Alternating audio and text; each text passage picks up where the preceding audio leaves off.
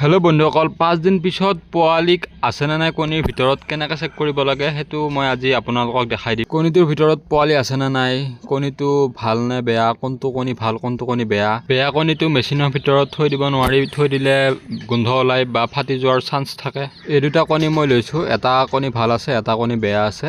ফাৰ্ষ্টে আপুনি যিকোনো মোবাইলৰ বা টৰ্চ লাইট এটা মাৰি ল'ব যাতে কণীটোৰ ভিতৰখিনি ধুনীয়াকৈ দেখা পায়। যেটো ভাল কণী হেতু কণীৰ ভিতৰত আপুনি দেখা পাব ইয়াতে এটা চকুৰ নিচিনা আছে, হেতু লৰিও থাকে আৰু চাৰিও সাইডে আপুনি ভেইনৰ নিচিনা দেখা পাব অকমান।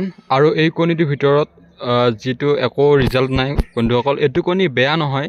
বহুতে ভাবে এনেকুৱা কণীবিলাক বেয়া। এটো কণীৰ ভিতৰত মাত্ৰ মেল নাই, মেল নোহোৱাৰ কাৰণে এটো ছানাটো নুফুকায় আৰু এটো কণী বেয়া নহয় আসলতে, এটো বাঁ কণী বুলি কয়। আৰু বেয়া কণীও থাকে, বেয়া কণী কোনবিলাক হয় মই হেতু আপোনালোকক বেলেগ ভিডিঅ'ত দেখাই দিম।